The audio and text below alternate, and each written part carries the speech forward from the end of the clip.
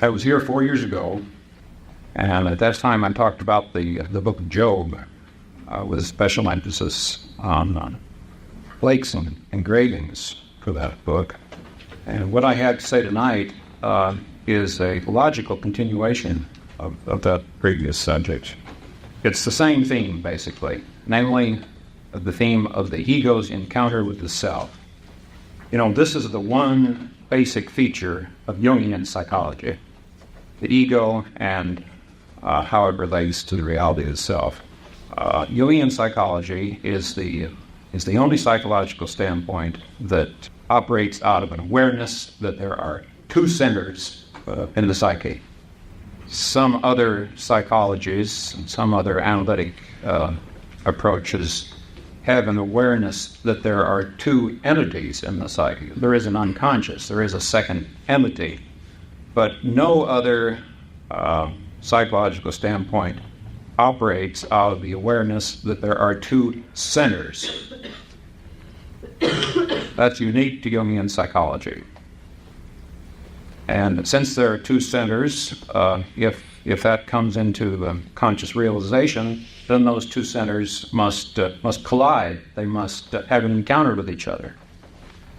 And that's what happens when the ego, which is the little center, has an encounter with the self, which is the big center. You know, all analysis is no more than a prelude to this experience, the encounter with the self. Here's how Jung put it in his 1925 seminar. He says this, quote, "Analysis should release an experience that grips us or falls upon us as from above, an experience that has substance and body, such as those things which occurred to the ancients. If I were going to symbolize it, I would choose the Annunciation." End quote. Now, it may very well happen that this crucial experience, although is prepared for by analysis, does not take place during the period of regular analysis at all. It may very well take place many years after the termination of regular analysis. And in such a case, one is very grateful for his conscious knowledge of Jungian psychology. He's got a roadmap, so to speak, that helps him get his bearings when this experience falls on him from above. He can say with Job then that previously I'd heard of thee by the hearing of the ear, but now my eye sees thee. That's what happens when this experience falls on one. It can also occur without benefit of any analysis at all. It can happen without any particular preoccupation with the unconscious. And for these reasons, this is why I consider it vitally important to talk about the self in public. Because one can never know when he is speaking to an individual who has had or is going to have the experience I'm talking about. And such an individual, now or later, may recall what has been spoken about and may find it immensely helpful in his time of need. I know that for a fact. Such things do happen. So we're going to be talking about the self tonight. So what is it? As I said, it's the second center of the psyche, the ego being the first. To say a little more about it, one could say that it's the objective center as opposed to the subjective center. It's the transpersonal center. And it's the center and connector with the totality that includes both conscious and unconscious. It's not a theory, it's a fact. One has to use words to describe facts, but I assure you, what we're talking about is a fact that is verified by the experience of many people in and subsequent to analysis. But the self is exceedingly difficult to describe. This is because it's a transcendent entity that is larger than the ego. That means it cannot be grasped, it cannot be totally embraced by the ego, and therefore it cannot be defined. What can be defined has to be smaller than the ego doing the defining. It's contradictory and paradoxical so far as the ego's categories of understanding are concerned. And like the philosopher's stone of the alchemists, it has many different synonyms which express different facets of its complex reality. And one of those synonyms that Jung has proposed for the self is the greater personality. And that's the particular entity I'm going to be talking about tonight. He introduces this term, greater personality, in his essay concerning rebirth, which is in Collected Works, Volume 9-1. And in that place, he speaks of individuation, quote, as a long, drawn-out process of inner transformation and rebirth into another being. And concerning that other being, he writes, quote,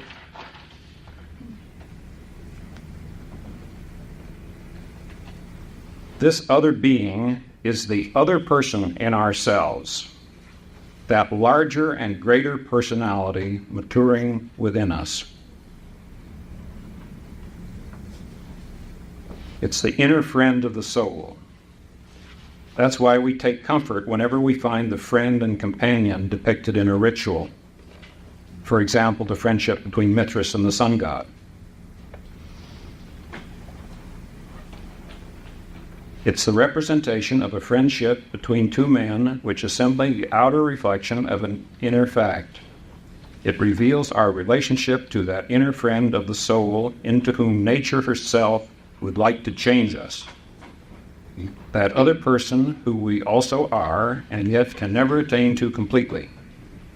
We are that pair of diasturi, one of whom is mortal and the other immortal, and who, though always together, can never be made completely one. The transformation process strives to approximate them to one another, but our consciousness is aware of resistances because the other person seems strange and uncanny, and because we cannot get accustomed to the idea that we are not absolute master in our own house. We should always prefer to be I and nothing else. But we are confronted with that inner friend or foe, and whether he is our friend or our foe depends on ourselves. That's where he first introduces the term greater personality. But in that same essay, he describes the ego's encounter with the greater personality in these very, very important words.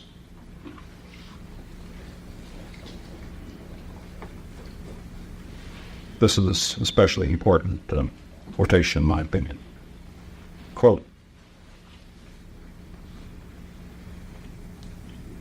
when a summit of life is reached, when the bud unfolds, and from the lesser, the greater emerges, then, as Nietzsche says, one becomes two, and the greater figure, which one always was, but which remained invisible, appears to the lesser personality with the force of a revelation.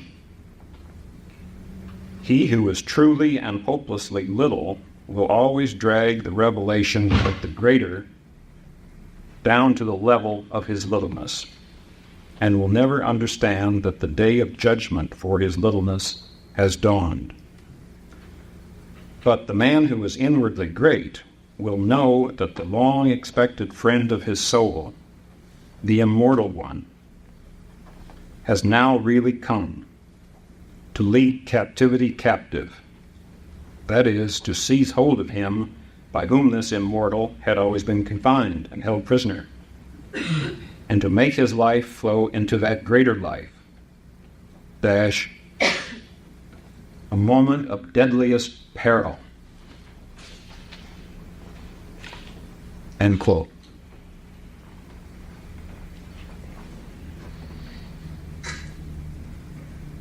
This final phrase comes as a shock after hearing the beautiful description of the ego's encounter with the greater personality. We learn only at the very end that the encounter is dangerous, deadly dangerous. This danger refers to the wounding effect that the self has on the ego on first encounter. At the worst, the meeting of ego and self can set off an overt psychosis. Even at best, the ego's first decisive meeting with the self brings about a painful humiliation and a demoralizing sense of defeat. As Jung puts it in another place, the experience of the self is always a defeat for the ego. This experience of wound or defeat is part of what I have spoken of as the Job archetype. I use that term because the story of Job is a particularly apt example of the pattern. And chief features of this pattern are four. And this is going to be the subject of my talk tonight, and give examples of this pattern. So get these four features. Number one, there is an encounter between the ego and the greater personality, represented as God, angel, or superior being of some kind.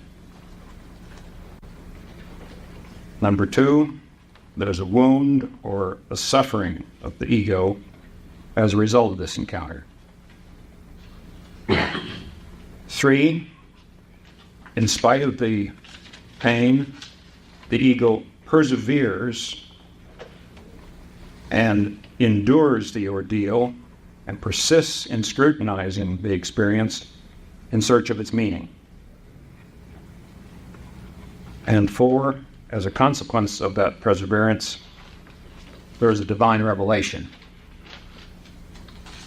by which the ego is rewarded with some insight into the transpersonal psyche. So to repeat, 4, there's an encounter, there's a wounding, there's perseverance, and there's revelation.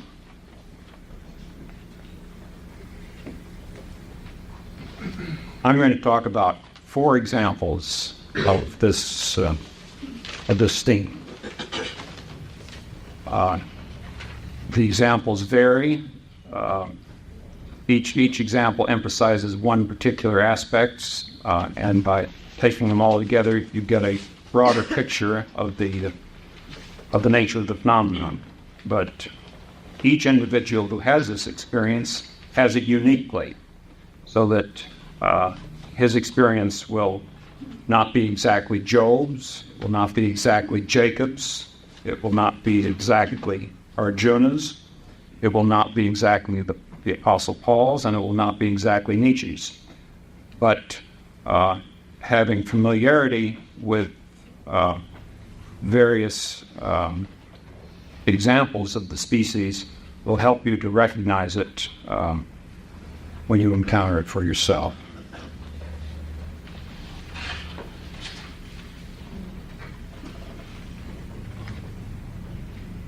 I'm going to talk about 4 tonight, but there are more than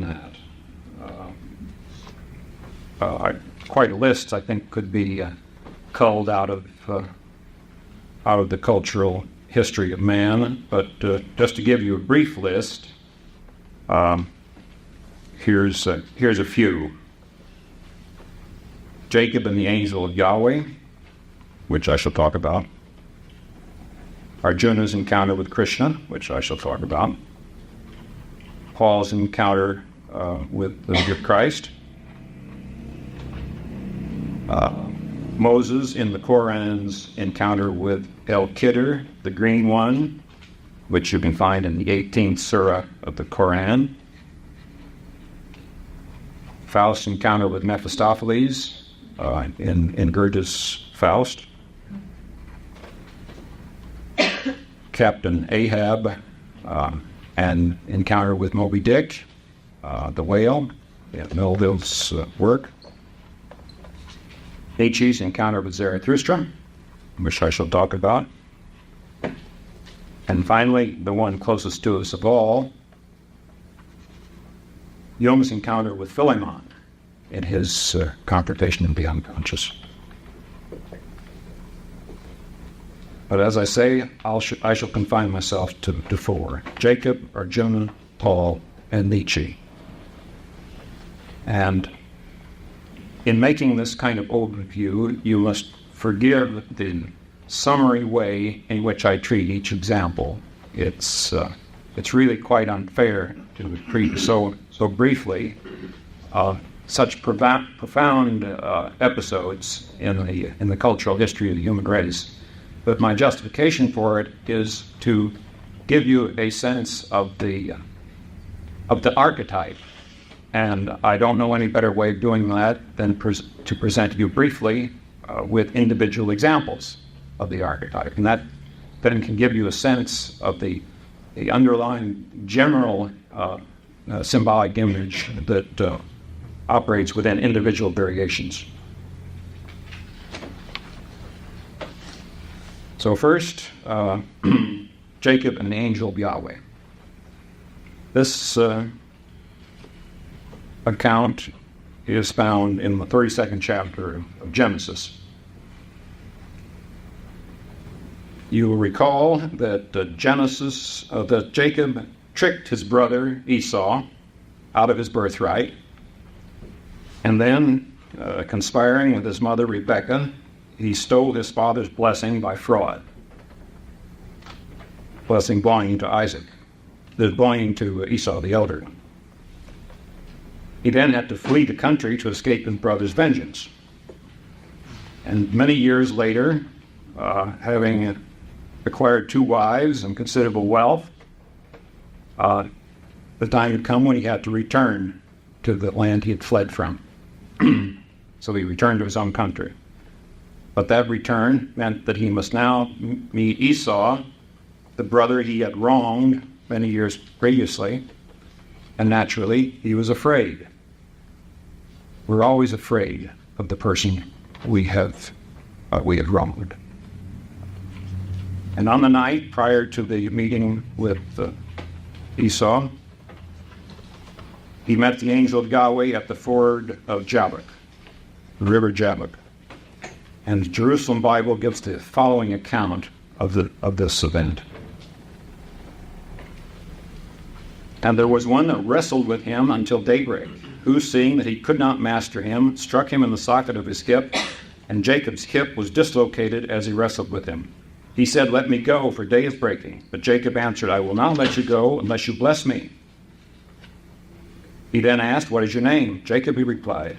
He said, "Your name shall no longer be Jacob, but Israel, because you have been strong against God, you shall prevail against men." And he blessed him there.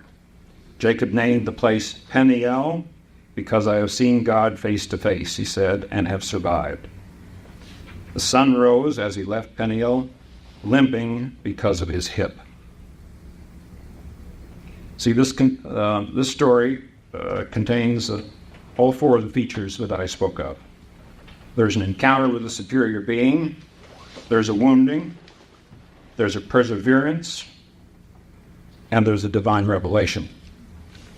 Divine revelation in this case is the blessing, first of all, and secondly, the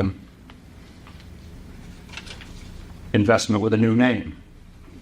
So a second identity. Jacob's collective identity is revealed, because he now becomes the ancestor of Israel. And what's particularly interesting psychologically about this example is that it illustrates that an encounter with the greater personality may come at the same time as an encounter with the shadow.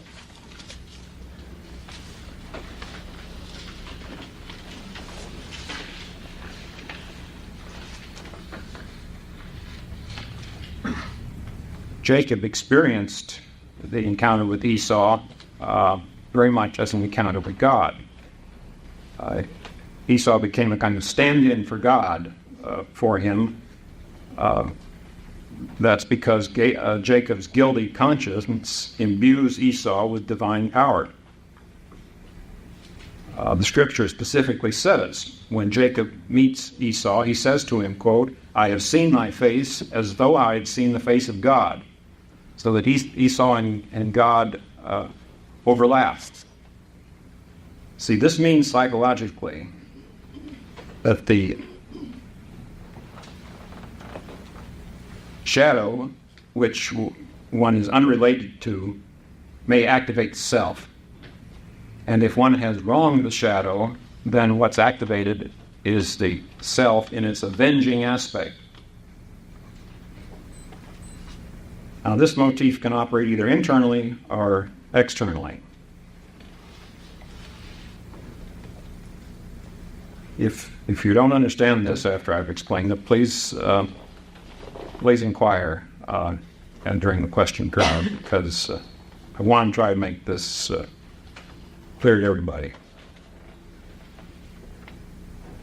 In an outer external sense, if I commit a wrong against another person, I will fear that person's desire for revenge. I'll know that he's entitled to revenge because I wronged him. And that condition then constellates the self. Vengeance is mine, says the Lord. The whole phenomenon of vengeance belongs to the transpersonal center of the psyche. It belongs to the self.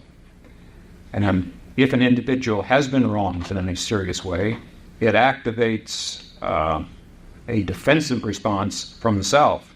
And if one has set the self against you, you're at a sizable disadvantage.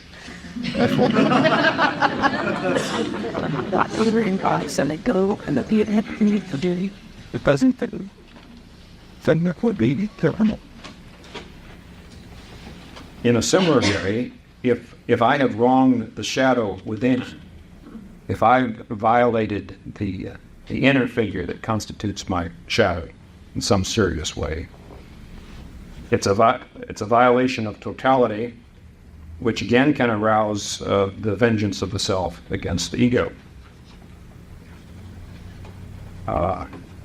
And all sorts of things may happen then. I may cut myself on my electric saw, or I may have an accident with the car. Anything of that sort can happen if that constellation has been set up.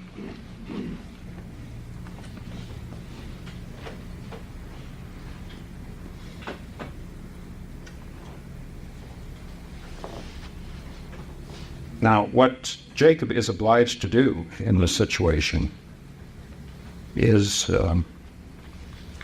encounter the reaction that has been constellated, endure it without succumbing either to defensive hostility or to despair. And if he succeeds, that would correspond to a successful wrestling with the angel. One way of thinking of it is that perhaps Jacob had to wrestle with his rage at Esau before he could arrive at a conciliatory attitude. He did arrive at a conciliatory attitude. He sent Esau gifts, and it worked. But he could not do that until he had overcome his power reaction. And the fire reaction could express itself either in rage against Esau for causing him trouble, or in a cringing fear of Esau because he knew he had a legitimate complaint against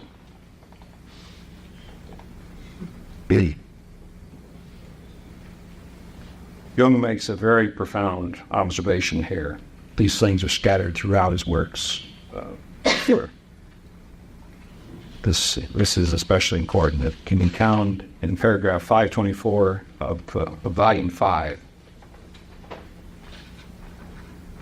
He says this, quote, "The God appears at first in hostile form, as an assailant with whom the hero has to wrestle. This is in keeping with the violence of all unconscious dynamism. In this manner, the God manifests himself, and in this form he must be overcome. The struggle has its parallel in Jacob's wrestling with the angel at the ford Jabbok. The onslaught of instinct then becomes an experience of divinity." I've underscored that, and I'm not sure if that's my underscoring or Jung's. It doesn't matter. I'll repeat it. If you really get this, you've got the main thing. The onslaught of instinct becomes an experience of divinity, comma, provided that man does not succumb to it and follow it blindly, but defends his humanity against the animal nature of the divine power. It is a fearful thing to fall into the hands of the living God. End quote. What he's saying there is that intense affects are manifestations of a greater personality. One should never take personal responsibility for an intense affect.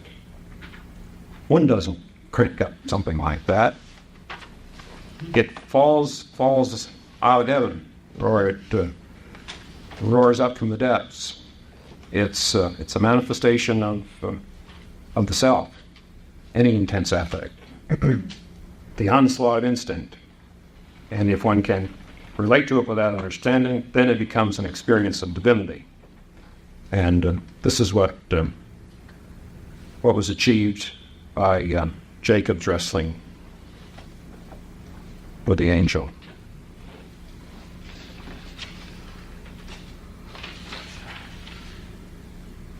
Another aspect of such an encounter is mentioned in this remark of Jung's. This comes from Memories. He says, quote, "A contemporary Jacob would find himself willy-nilly in possession of a secret that could not be discussed and would become a deviant from the collectivity." End quote.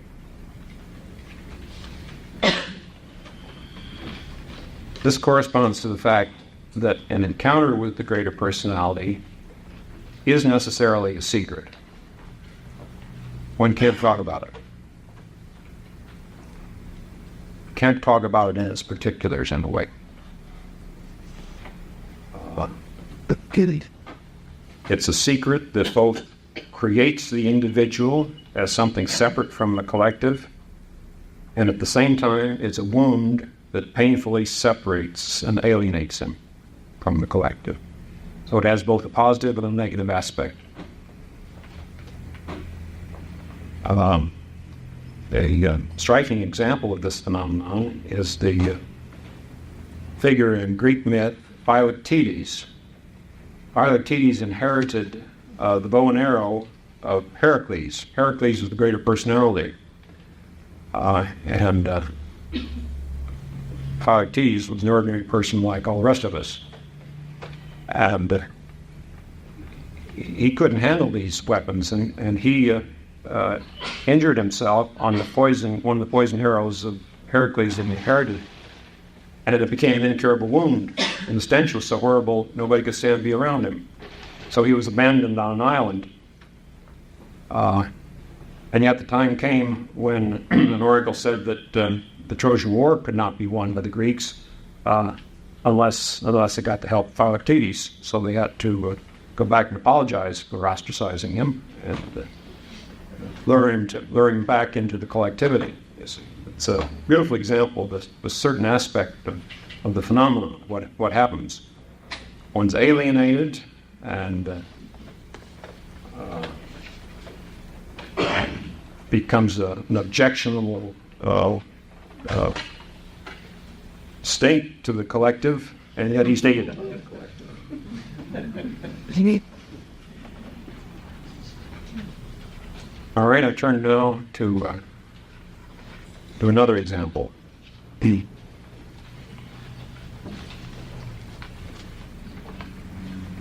Arjuna and Krishna. This is a magnificent example of an encounter with the greater personality that's recorded in the Bhagavad Gita. Like the book of Job, its central feature is a dialogue between a grief-stricken man and a personification of deity.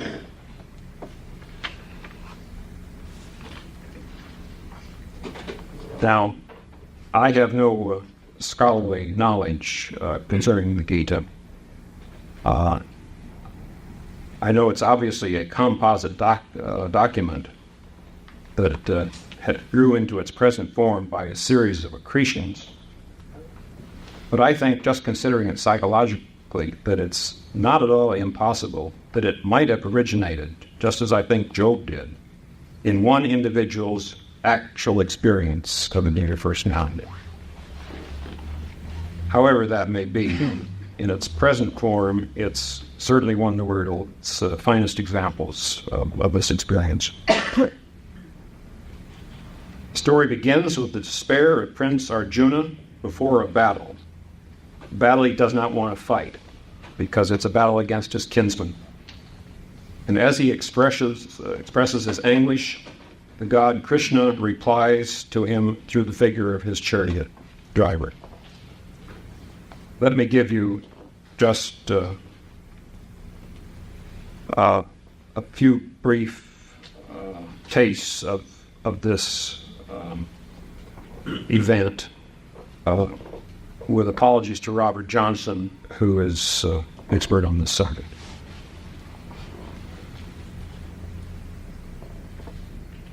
First, Arjuna speaks. O Krishna, seeing these my kinsmen gathered here desirous to fight, my limbs fail me, my mouth is parched, my body shivers, my hair stands on end, my bow slips from my hand, my skin is burning. O Krishna, I'm not able to stand upright, my mind is in a whirl and I see adverse omens. Neither do I see any good in slaying my own people in this strife. I desire neither victory nor kingdom nor pleasures. I do not wish to kill these warriors, even though I am killed by them. Krishna replies, Thou hast been mourning for those who should not be mourned for.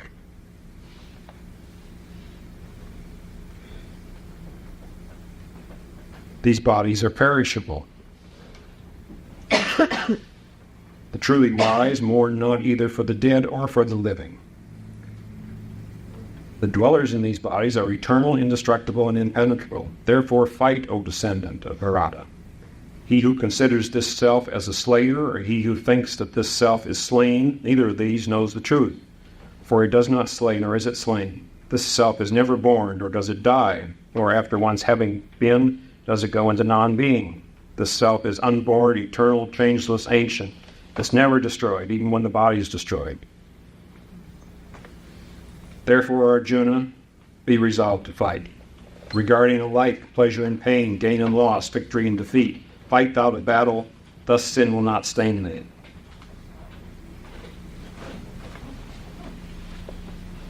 Though characteristically, the greater personality has presented an attitude that is too large for the ego to understand. Arjuna is confused, because what he's presented with is an attitude beyond the opposites. And in this case, the motif of wounding is represented by his confusion. You see, it's the wounding is not so prominent in this Eastern story as it is in the Western story of Job. And that, I think, says something about the difference between the Eastern and Western psyche. Anyhow, Arjuna replies, O Krishna, if to thy mind the path of wisdom is superior to the path of action, then why art thou engaging me in this terrible action? By these seemingly conflicting words thou art bewildering my understanding. See, that's the wounding. Therefore tell me with certainty that by one of these, by following them, I can attain the highest. And then Krishna proceeds with what can only be called a very patient explanation. So I imagine him beginning with a sigh. In this world, twofold is the path already described by me. The path of wisdom is for the meditator, and the path of work is for the active. Man does not attain to freedom from action by non-performance of action, nor does he attain to perfection merely by giving up action. He who, restraining the organs of action, sits holding thoughts of sense objects in his mind, that self-deluded one is called a hypocrite. But, O Arjuna, he who, controlling the senses of the mind, follows without attachment the path of action with his organs of action, he is esteemed. Do thou therefore perform right and obligatory actions, for action is superior to inaction. This world is bound by actions except when they are performed for the sake of religious worship. Therefore, O son of Kunti, do thou perform action without attachment. This is then followed by a magnificent, lengthy description of the religious way of life. And particularly noteworthy is Krishna's description of his own nature. Now, I remind you, from the psychological standpoint, what we're listening to is the self describing its nature to the ego. So this is not just a story of a remote event. It's an account of an experience that can befall any one of us. And here's how Krishna describes himself, in part, terribly abbreviated. I am the origin and the dissolution of the universe. That's the line that flashed into Robert Oppenheimer's mind when he witnessed the first atomic explosion. The origin and dissolution of the universe. There is naught else existing higher than I. Like pearls on a thread, all this universe is strung in me. I am the taste in waters and the radiance in sun and moon. I am the sacred syllable, Om, in all the Vedas. Sound in the ether, self-consciousness of mankind. I'm the sacred fragrance in earth and brilliance in fire. I'm the life in all beings and austerity in ascetics. Know me as the eternal seed of all beings, the intellect of the intelligent and the prowess of the powerful. O Arjuna, I know the past, present, and future of all beings, but no one knows me. Now, I would remind you that what's being expressed here is the nature of the self, what the individual psyche can encounter. This is the way it talks about itself. This is its phenomenology. The self, which has as its only available manifestation of consciousness an individual incarnation of each individual self, to the extent that it comes into visibility, talks like that.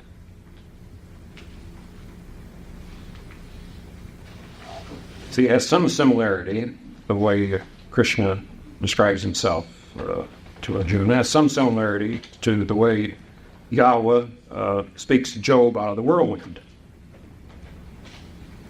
But it is quite different, too. See, the whole style is different. It's much calmer, much more objective. There's no whirlwind here. One might say it's more civilized. It's more psychological. The West is a barbarian psychologically in comparison to the East. But what Krishna does then is to explain patiently to Arjuna, in this calm, objective way, the difference between the ego and the self, thereby acquainting him with the nature of the greater personality. And this revelation happened because, like Job, Arjuna persevered in questioning Krishna.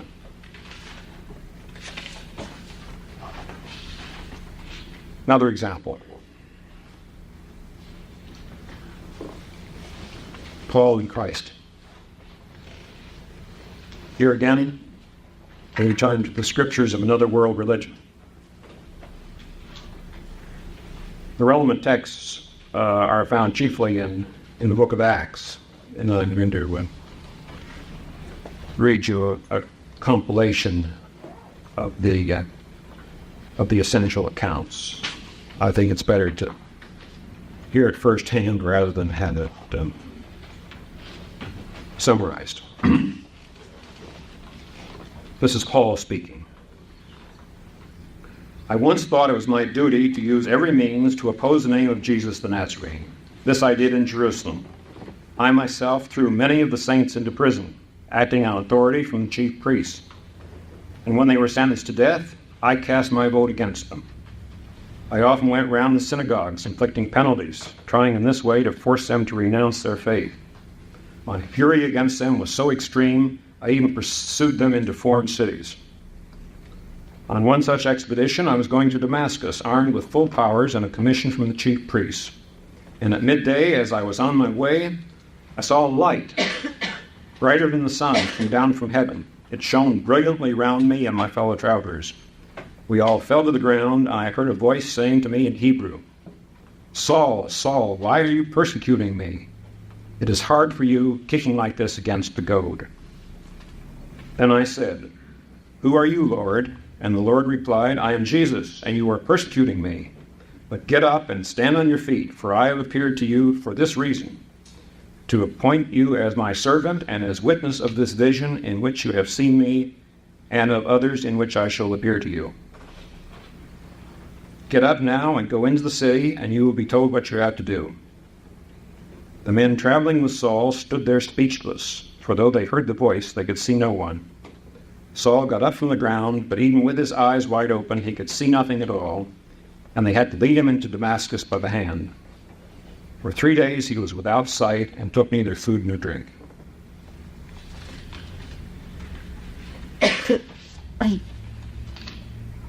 Paul was initially absolutely shattered by his encounter with the greater personality. He was blind for 3 days, and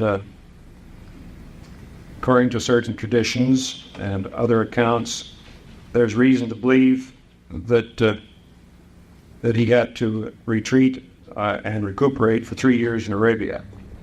I think that's very likely. The biblical account doesn't say that exactly, but there are traditions that imply that. I think it's very likely indeed.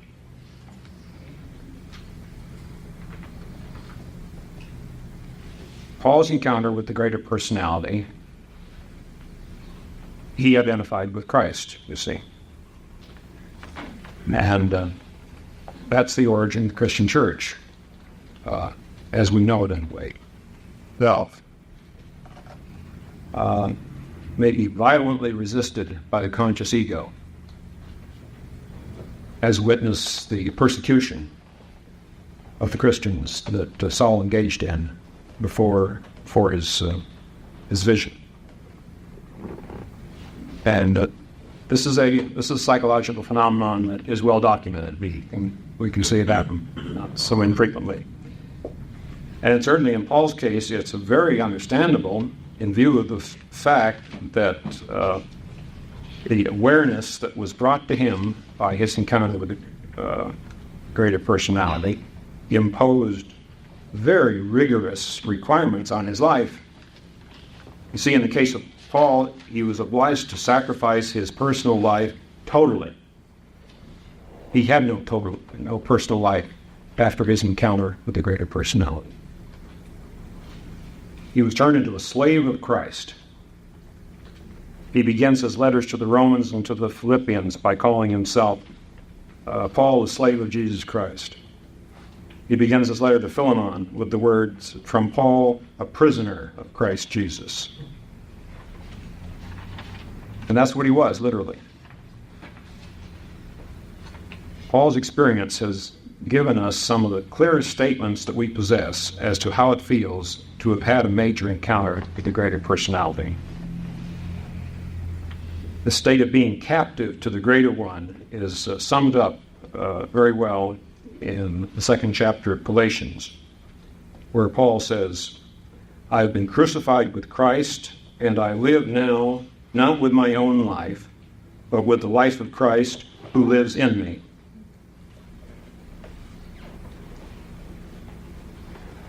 Jung made a statement that is not too far from that same meaning in his memories.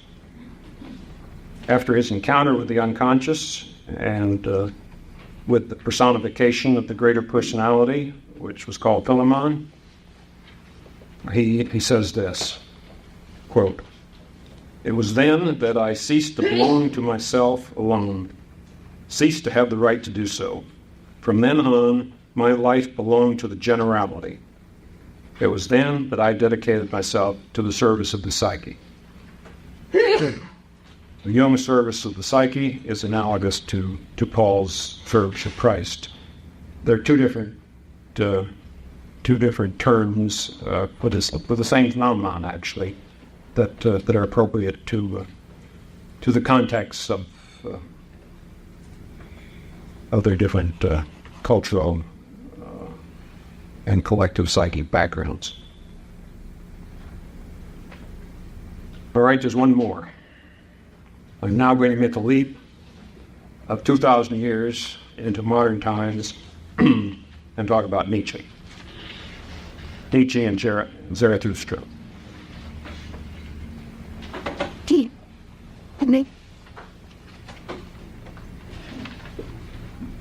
Preceding Jung's example, this is the outstanding modern example of an encounter with the greater personality, which led to a literary production. We don't know how many encounters, anonymous encounters of this nature there may have been, but if the individual was never able to integrate it sufficiently to give it formulation and transmit it to a larger view, the experience dies unseen. And see. But Nietzsche was able to do that.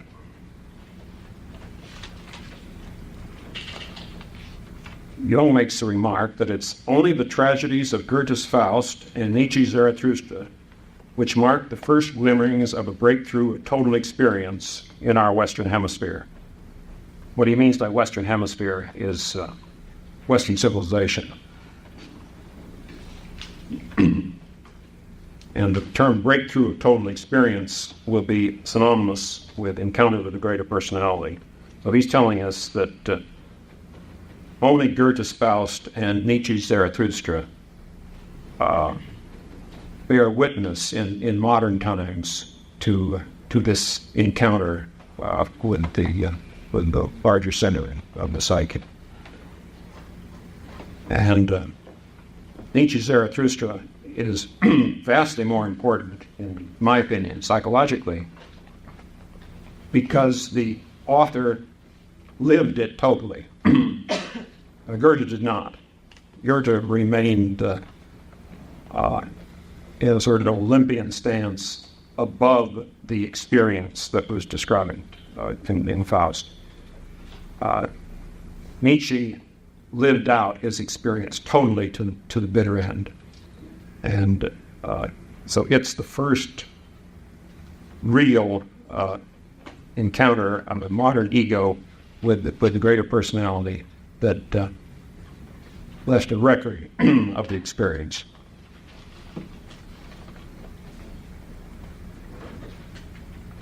He perished in the encounter. But how could it have been otherwise, since he was the first to tread this unknown region, and of course to be ignorant of its dangers? can't know about the dangers until they compassed you about, till they already got you. I think we owe an immense debt to Nietzsche. Jung learned from his experience. He learned a tremendous amount. I'm convinced that without Nietzsche's examples, Jung might very likely have been a fatality. In his memoirs, Jung writes about discovering Nietzsche in 1898. Here's what he said.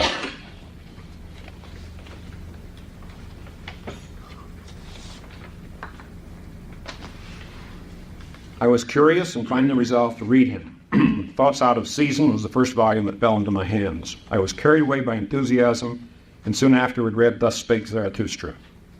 This, like Goethe's spouse, was a tremendous experience for me. Zarathustra was Nietzsche's spouse, his number two personality. And my number two now corresponded to Zarathustra. And Zarathustra, there could be no doubt about that, was morbid. Was my number two also morbid? This possibility filled me with a terror, which for a long time I refused to admit. But the idea cropped up again and again at inopportune moments, throwing me into a cold sweat, so that in the end I was forced to reflect on myself. Nietzsche had discovered his number two only late in life, when he was already past middle age, whereas I had known mine ever since boyhood. Nietzsche had spoken naively and incautiously about this Aion, this secret, this thing not to be named, as though it were quite in order. But I had noticed in time that this only leads to trouble. That, I thought, was his morbid misunderstanding, that he fearlessly and unsuspectingly let his number two loose upon a world that knew and understood nothing about such things. He was moved by the childish hope of finding people who would be able to share his ecstasies and could grasp his transvaluation of all values.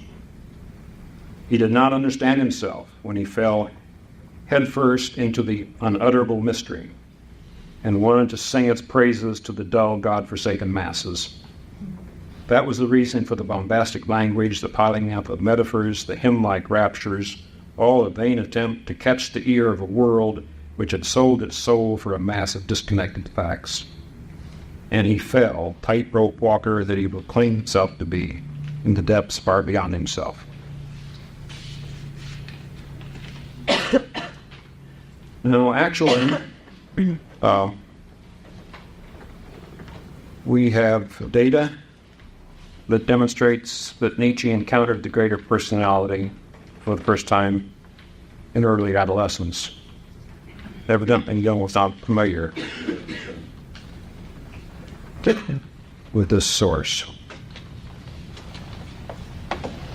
Not very many people are. After Nietzsche had his breakdown in 1889, he was hospitalized in a mental hospital and was considered insane for the rest of his life, excellent years. He was unable to express himself in any kind of coherent way. However, his internal psychological function was much more intact than his outer appearance of what it indicated. He wrote a manuscript while in the mental hospital and smuggled it out with the patient who was leaving. He had to get past the watchful eyes of his sister, who would have destroyed it. And this is a highly dramatic and significant event. He succeeded in smuggling it out, and it was eventually published. And it's available in translation, but nobody knows about it. And the reason is that the Nietzsche scholars are involved in a conspiracy, a silence against it, because what he talks about are the psychological facts of his life, And those facts, the Nietzsche philosophers imagine, belittle Nietzsche the philosopher. What they do is they enlarge Nietzsche the human being. This work has been published under the title of My Sister and I. A very unfortunate title, but the title wasn't chosen by Nietzsche. It was chosen by his publishers to capitalize on the most scandalous aspect of this work, which talks about the incestuous relations between this Nietzsche and his sister since childhood. So needless to say, that did have to be smuggled past the sister.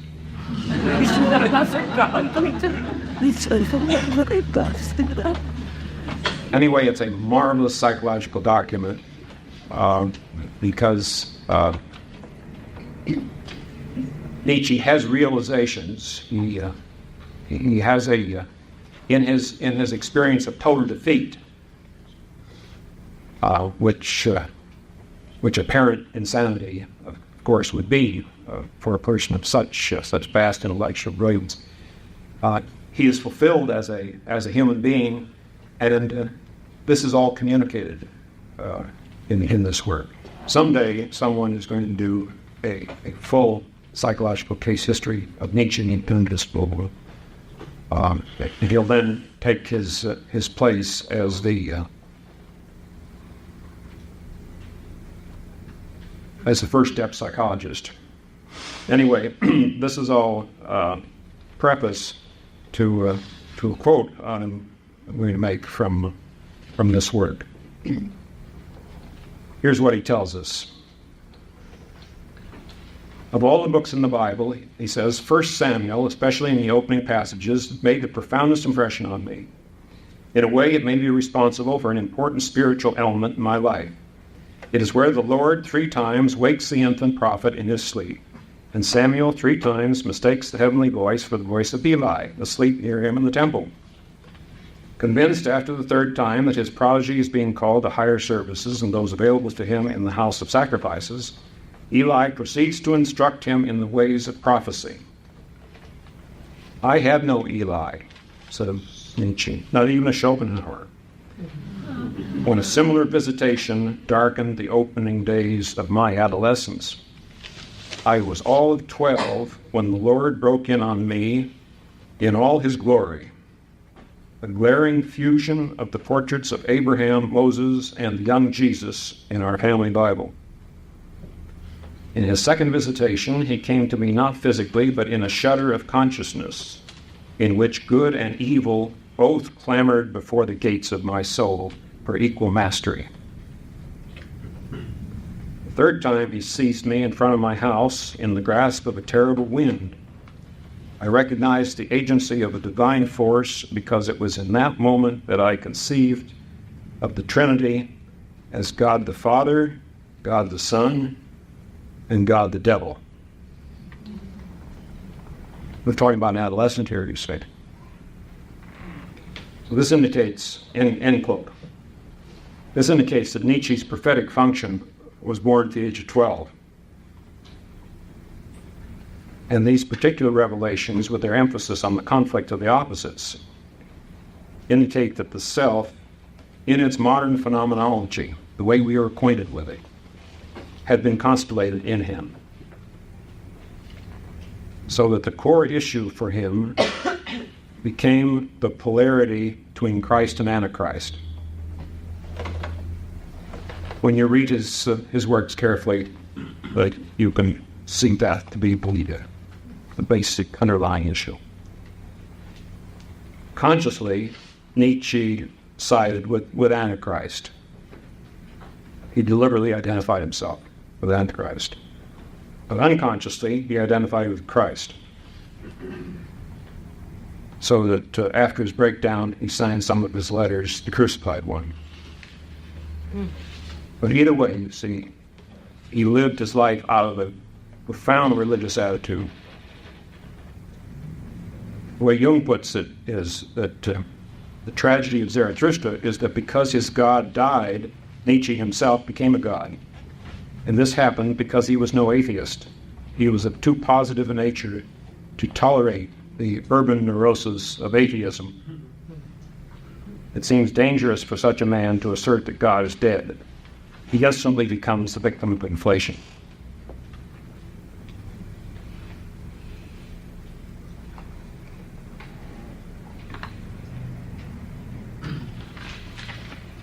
Nietzsche was very important to Jung. Any further evidence of that? Surely the fact that he conducted a lengthy seminar on Zarathustra over a period of 5 years, the notes of which are accumulated in 10 volumes, that ought to suffice to demonstrate the fact that he was seriously concerned with Nietzsche. I want to read you just a couple of small excerpts from those notes from the Zarathustra seminar. Quote, he was born in 1844, and he began to write Zarathustra in 1883, so he was 39 years old then. The way in which he wrote it is most remarkable. He himself made a verse about it. He said, Das wurde eins und zwei und Zarathustra ging an mir vorbei, which means, then one became two, and Zarathustra passed by me. That means that Zarathustra then became manifest as a second personality in himself. That would show that he had himself a pretty clear notion that he was not identical with Zarathustra. But how could he help assuming such an identity in those days when there was no psychology? Nobody would then have dared to take the idea of a personification seriously, or even of an independent, autonomous spiritual agency. 1883 was the time of the blooming of materialistic philosophy, so he had to identify with Zarathustra in spite of the fact that he felt, as this verse proves, a definite difference between himself and the old wise man. Then his idea that Zarathustra had to come back to mend the faults of his former invention is psychologically most characteristic. He had an absolutely historical feeling about it, that it filled him with a particular sense of destiny. Of course, such feeling is most uplifting, and it was the Dionysian experience par excellence, and in the latter part, these Dionysian ecstasies come in. In one of his letters to his sister, he gives the most impressive description of the ecstasis in which he wrote Zarathustra. He says about this way of writing that it simply poured out of him. It was almost an autonomous production. With unfailing certainty, the words presented themselves, and the whole description gives us the impression of the quite extraordinary condition in which he must have been, a condition of possession. It was as if he was possessed by a creative genius that took his brain and produced this work out of absolute necessity. I want to give you an example. This will do it much better than any talk you can get about the kind of ecstasis that Nietzsche could fall into. He describes it in this following passage from his book, Ecce Homo.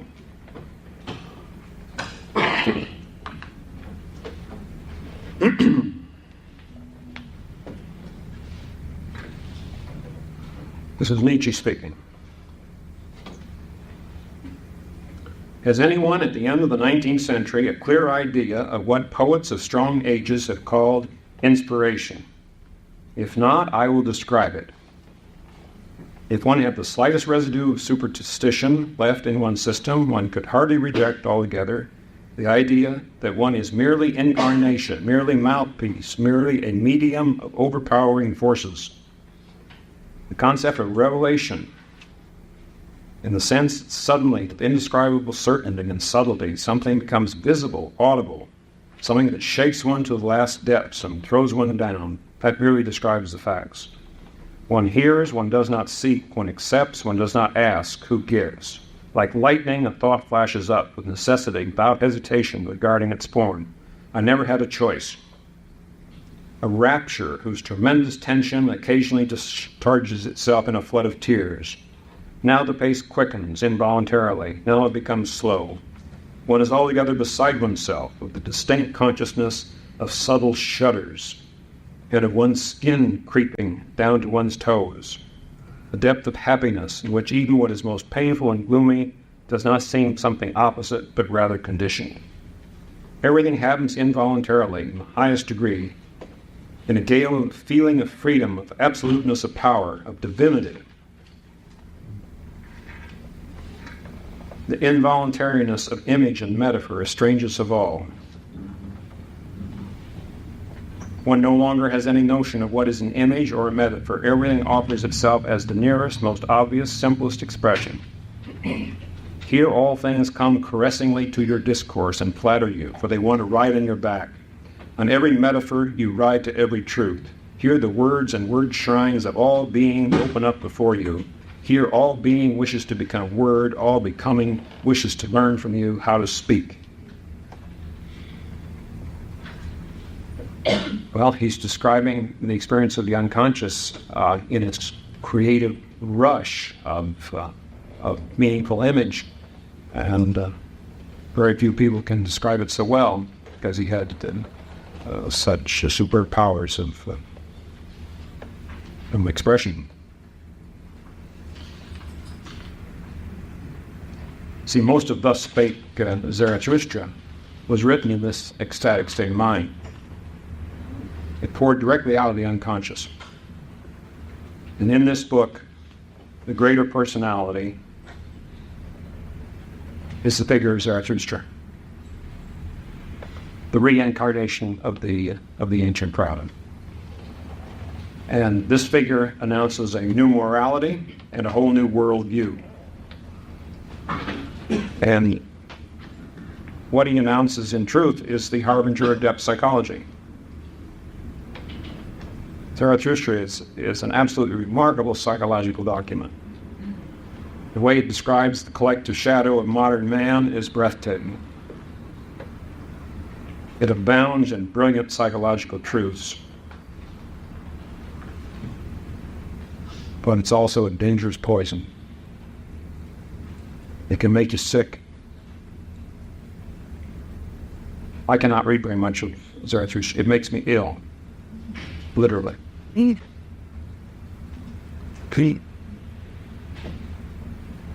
It's because its transcendent insights have not been assimilated by the whole man, and therefore they haven't been humanized.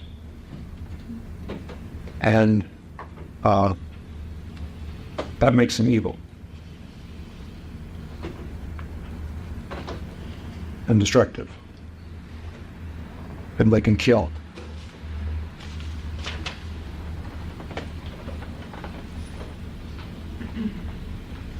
But that's the nature of the greater personality. See, that's part of what it is. That's why we talk about wounded. It doesn't exist within the categories of the ego, of human decency. It first those categories on both sides, on the good side and the evil side.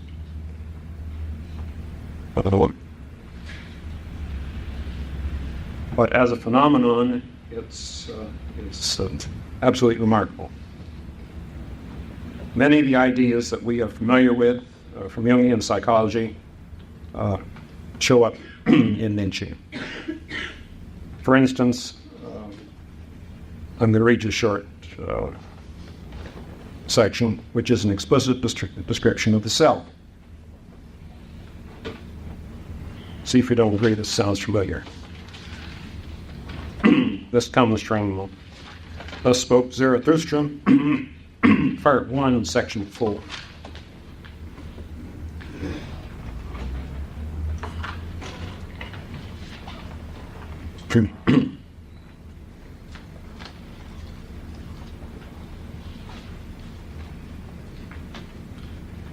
I, you say, and are proud of the word.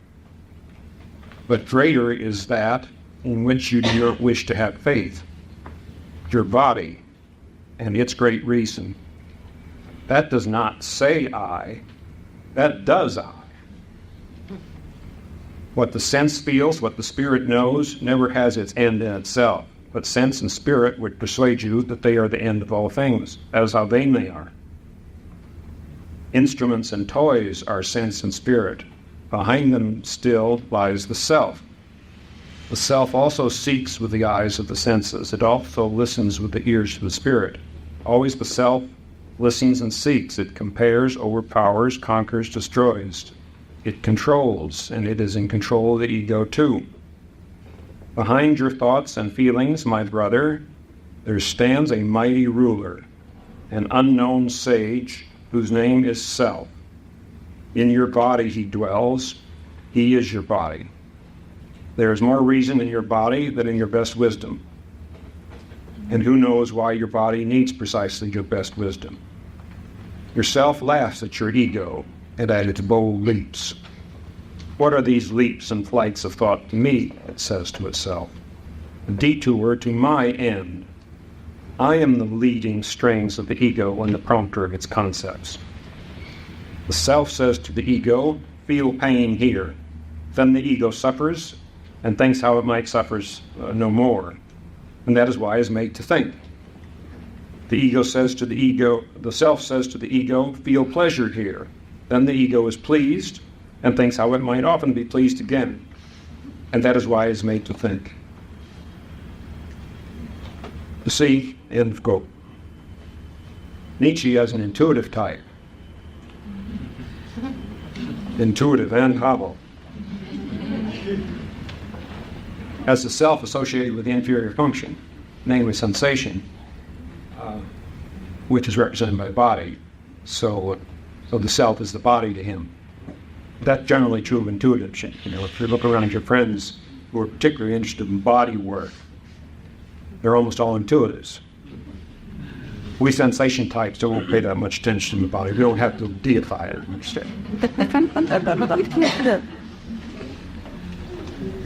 But the remarkable point in this account is the explicit description of the self as a second center of the personality and as a center that's superordinate to the ego.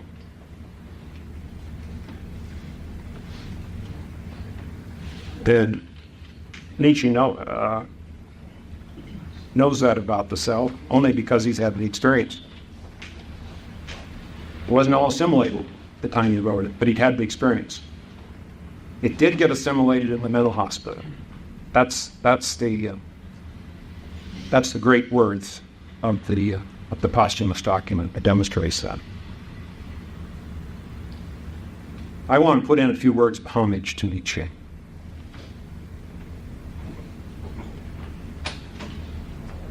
I see him as a martyr in the cause of emerging depth psychology. If one reads him carefully, one gets definite hints that he deliberately chose the way of inflation in order to learn what lies on the other side. He was a man of immense psychological courage, immense psychological rashness, more than courage, but courage too. Although he was pushed over the brink of psychosis by syphilitic brain disease, in some sense, he also seemed to choose it.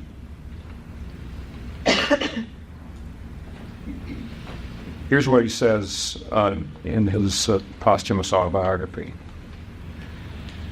Quote, the legend makers saw Empedocles plunging into the belching flames of Etna.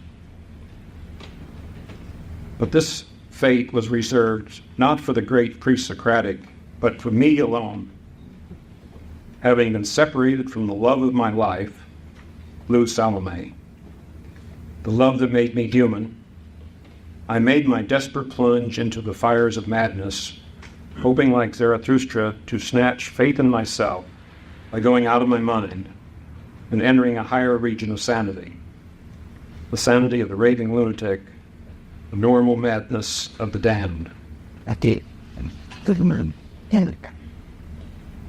in the same posthumous work, Nietzsche writes these moving words from his room in the madhouse.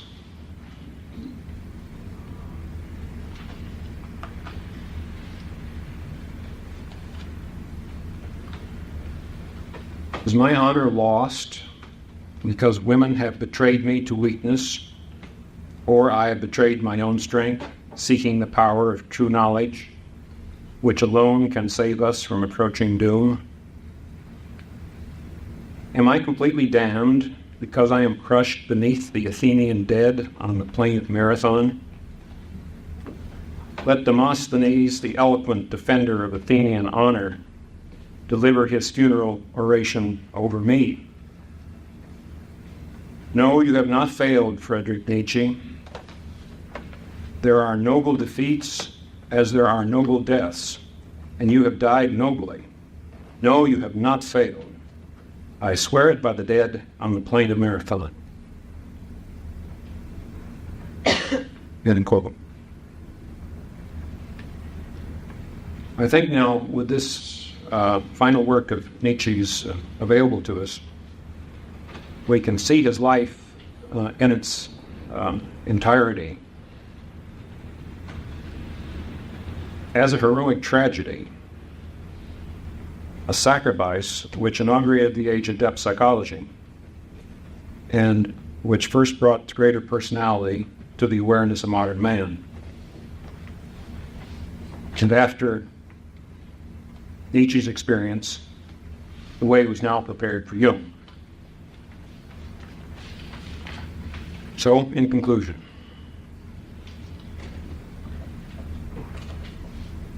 you will have noticed, and it's surely significant, that 3 of the 4 cases I have discussed are to be found in the scriptures of 3 major world religions. And there was a 4th example that was not discussed, that story of Moses and El Khidr, which is found in the Holy Book of Islam. What this indicates is that the experience of the greater personality is of such luminosity that it may sometimes bring into being a whole new religion. But now, for the first time, in what I would call the Jungian era, we are in a position to begin to understand scientifically and generally these psychological entities that generate religions. This influx of new knowledge is pouring into the modern psyche. Of course, it pours into individuals first of all, but it's also pouring into the modern psyche as a collective entity.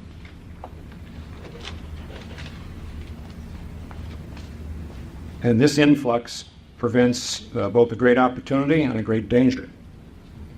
It's as if collectively we are about to encounter the greater personality, which, as Jung says, can make our life flow into that greater life, but which is also a moment of deadliest peril. It seems to me that our best chance to be spared a collective catastrophe resides in the possibility that enough people will have individual conscious encounters with the greater personality, and thereby will contribute to the process of immunizing the body social against a mass atheistic inflation. If each individual can work towards that end by diligently assimilating his projections and seeking his own unique individual encounter, then he will contribute to that immunizing process. To the extent that it can take place in the arena of the individual psyche, it will not have to take place in that dreadful arena of the collective psyche.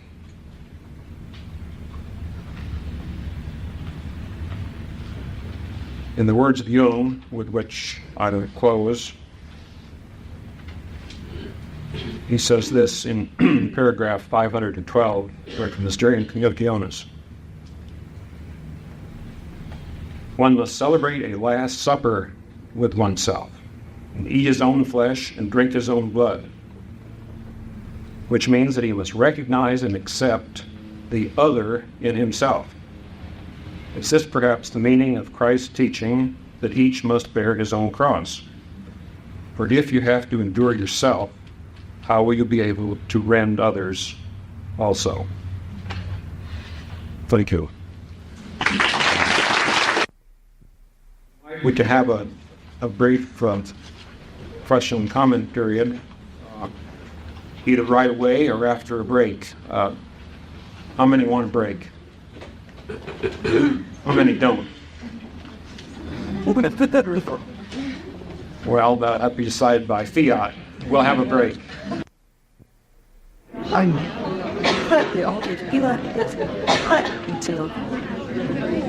already had the same question asked 3 times, so I better dress myself to it. That time lots of people, but you see, I thought some solid about doing them and did a lot of give his and to come a little real. Very angry stop yourself. For why I'm voting, and then was fat that they inspiratory simple.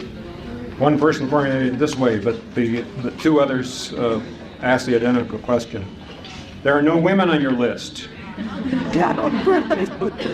Is that because their documents do not exist? How or would it be different for a woman, the encounter with a greater personality? Well, I haven't thought this through very much, but several women immediately come to mind, so I'll mention them as examples.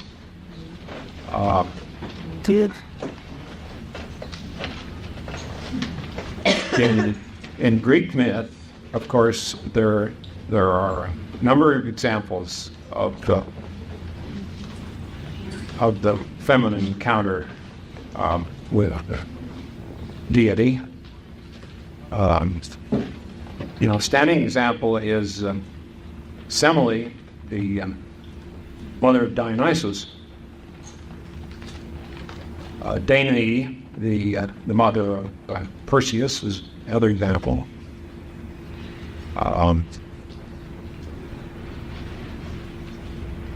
Mary's encounter with the angel of the Annunciation is another example.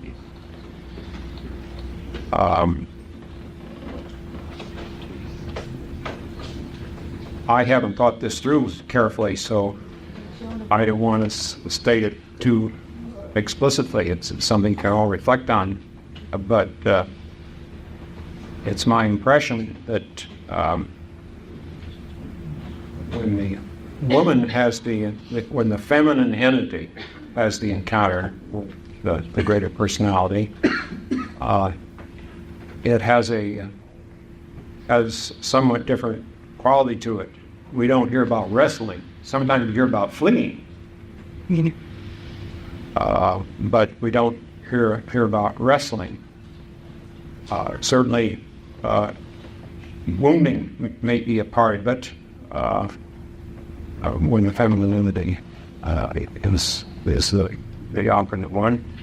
And now standing example, of course, is Semele, who through her own insistence, but also she was goaded by Hera into it, so that complicates matters. It's not exactly the fault of the ego. If an archetypal entity goads her into a stupid action, but nonetheless, Semele insisted on Zeus's appearing to her in his full glory, and then she was consumed by the fire that the lightning created. Now, in the mythological material, whether it is a woman figure, feminine figure, or a masculine figure who encounters the greater personality, I don't think should be too rigorously translated into the experience of women and men specifically. You must remember that each individual has a masculine and feminine component. These are one of the basic pairs of opposites. And to the extent that one is dealing with authentic individuation, symbolism, then the question of is it a man or is it a woman recedes in importance, because one's dealing with the opposites and one is holding both the opposites. Now, we're living in a time when women are realizing their need to realize adequately their feminine reality, their feminine dimension, and they're therefore seeking models and images and myths that speak the feminine experience, and that's all understandable and appropriate. But strictly speaking, that does not refer to the actual individuation process. That refers to a prelude to the individuation process, you see. But certainly there are examples of feminine figures having that encounter, and there's a lot more. And of course, psyche, the onward psyche story is a splendid example too. Not to mention Hades and Persephone. Speaking about the self, I had the impression that you're saying a sort of tenet of Jungian psychology that there isn't a personal self. It sounded like it was very sort of impersonal, transpersonal self that I even wonder if this is shared by everyone, or whether there really is a personal self that goes through an individuation process. Question is the self personal or is it impersonal?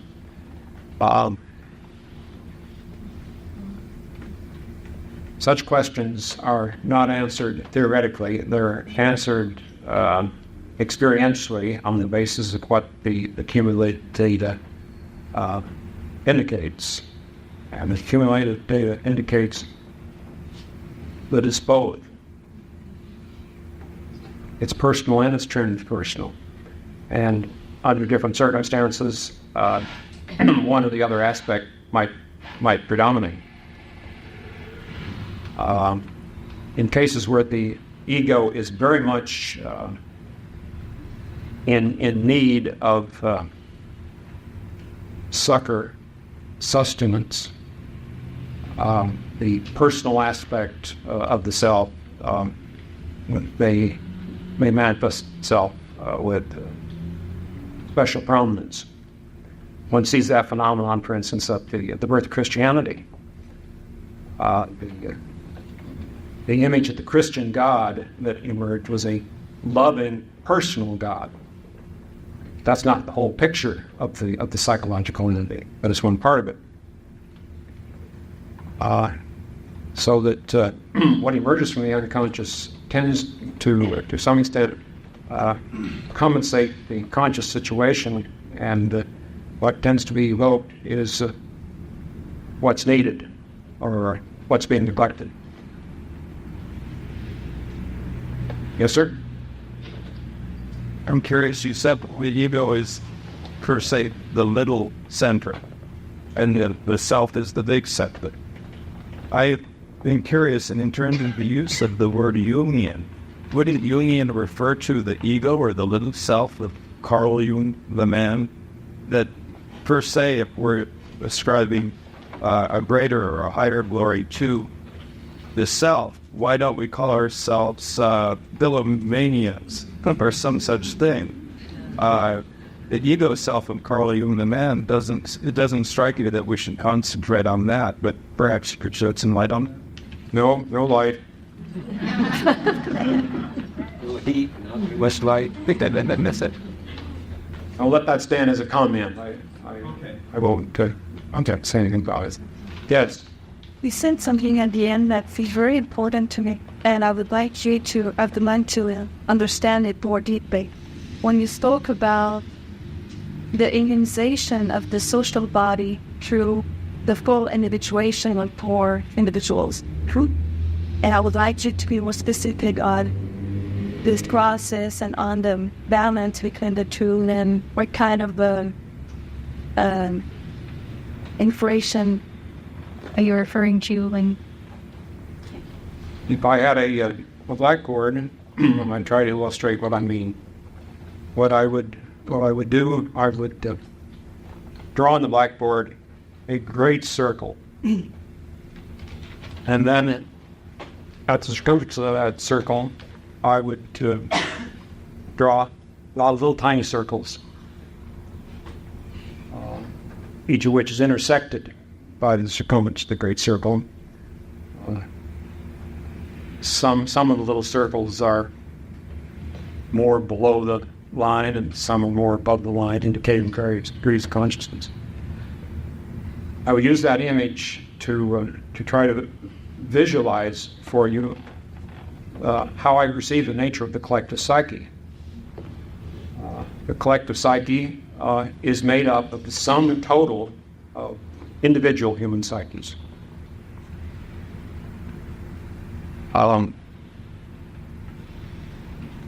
And we are all, therefore, all of us as individuals are connected by virtue of our lower psychic depths with the collective psyche and with each other individual in that collective psyche.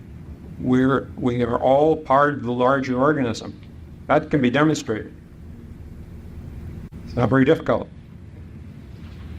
You need to only have somebody rush into this room under the influence of some intense affect, and we'll all have it. It'll spread like wildfire. We'll all have it. We may not all act on it, but we'll all have it. We'll all feel it. It demonstrates the fact that we're all cells of this one great organism. And we're affected not just by things we're conscious of, but we're affected by things we aren't conscious of, too. And so it sometimes happens that what somebody's experiencing on the other side of the planet connects with us and shows up in our dream, for instance. So this is what the nature of the collective psyche is. Now, once that is perceived, that's a matter of perception, being able to see it. As I described it to you, this probably sounds just like a theory. But you have a body of experience that's not a theory anymore, it's a fact. Because you have enough data to establish it. And once that's recognized as a fact, then it's evident that the way one, if one hopes to do anything at all to alter the great collective organism, he has to do it by cultivating that part of the collective organism that is available to him. And that part is his own psyche. Not somebody else's psyche, it's his own psyche that's available. And as you cultivate that little plot of land that is your own, you are influencing, at least infinitesimally, the state of the great collective organism. that is called casting the beam out of your own mind. All right? It's called right there in the Last Supper. Have you eating your own flesh, drinking your own blood? Your own blood? Mm-hmm. Yes? If the self is God and also... I beg your pardon? Speak up, please. If the self is God, okay, and also the whole universe and all the galaxies and Earth, and how do you think light and we and the ego have any importance in the self, or that's just the self and important for you? If you would blow mankind would blow himself out, would it make any big change of itself? What's the importance of the ego? The importance of the ego is that the ego is the carrier of consciousness. And to the extent that consciousness is valuable in a cosmic sense, and it is supremely valuable, it it requires an ego to manifest within, to be the vessel to carry him.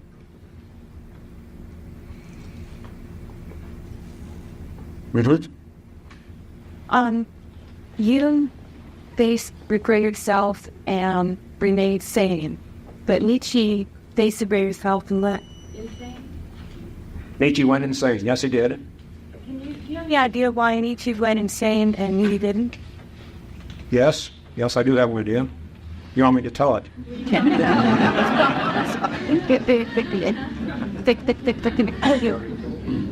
People wanting to dash to it. They see that thing. Yes, but they both have the experience of the encounter with the greater personality, with the overwhelming archetypal self. Jung integrated his experience, and Nietzsche, during his working life, didn't. As I suggested, he did integrate it, in my opinion, in his final silent last years. But so far as his known work is concerned, during that period, it was not integrated, and Jung did integrate it. And what does it mean to integrate it? It means to have achieved a sizable enough ego, referring to the gentleman's other question, that it doesn't drown.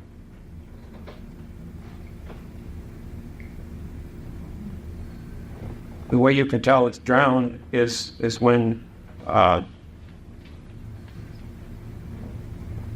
one lives and functions and speaks in a non-human way. When he's lost his limited human dimensions, and we all have a good instinct to tell us when we're encountering that sort of thing. You don't have to learn it with your head. An instinct tells you there's something smells bad. When Jung read Nietzsche, he knew right away it's morbid. And if you're in good connection with your instinct, when you read Thus Spoke Zarathustra, and you feel sick, you'll know there's something wrong. Of course, if you're not in good touch with your instincts, then you won't.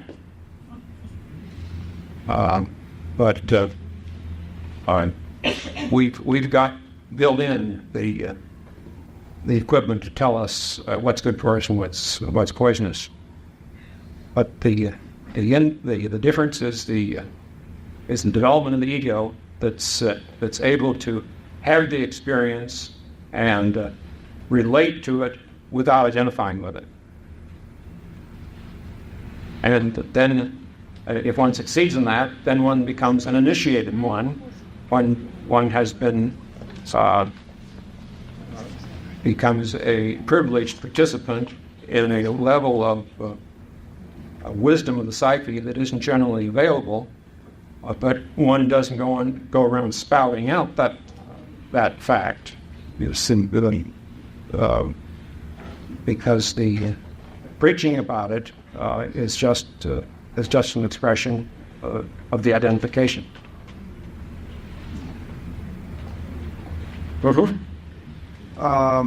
You think that the ego is, when somebody does cocaine or alcohol or drugs, is actually it's starving for attention so it can activate the self, and that it's desperately looking for a spiritual awakening.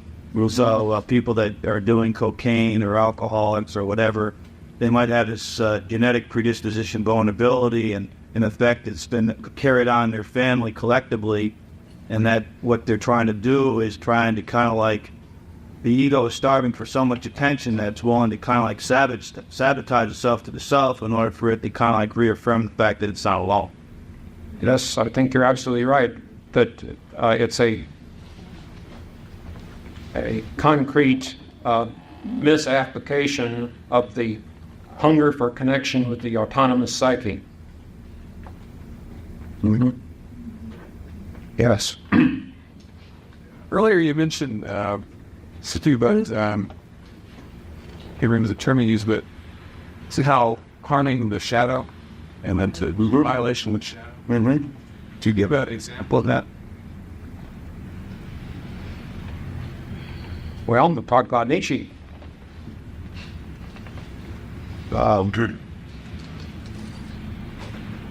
Somebody asked me a question, but they didn't bring it up. I'll bring it up. It's relevant here. Somebody brought up that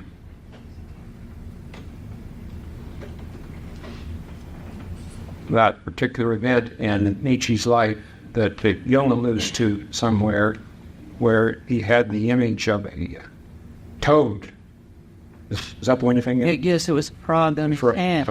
On his hand, that an ugly toad or frog in his beard that he was obliged to eat. And you get a variation of that same image in Thus Spoke Zarathustra, where a snake crawled into the mouth of a shepherd. Jung's thought about that was that it was probably an image of his syphilis that needs to be assimilated. My notion is that it was probably an image of his incest experience that needed to be assimilated. But there's a lot of talk in Thus Spoke Zarathustra about what Nietzsche calls the ugliest man. In Zarathustra, the ugliest man is rejected. He isn't accepted. So that Nietzsche is an excellent example of concerning the very question you asked. Because he did not, at least in his working life. This was all corrected, I want to repeat, in his years in the asylum. That's what makes this final document so important. It redeems him psychologically. It damns him philosophically, so the philosophers will have nothing to do with it, but it redeems him psychologically. But so far as his working life was concerned, he did not assimilate the shadow. He committed a crime against the shadow. He was inflated, horribly inflated. Read such things as ecce homo, shocked, and therefore the vengeance of the self had a destructive effect. So that's the first example that comes to me on that question. Mm-hmm. Were there other examples that you mentioned also finally assimilated an experience?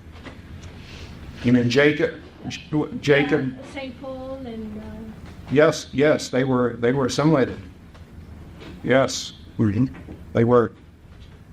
See, Nietzsche is the modern example. He's the first man. I think of Nietzsche and Jung as something like Saul and David. Saul was the first king of the Hebrew kingdom, and he was a failure. He was rejected by God, and the Spirit of God was taken away from him. And David was given; he couldn't do anything wrong. That's an archetype, that Saul-David conjunction, and the Nietzsche-Jung combination that I see as somewhat analogous. I think it's time to stop. So, thank you.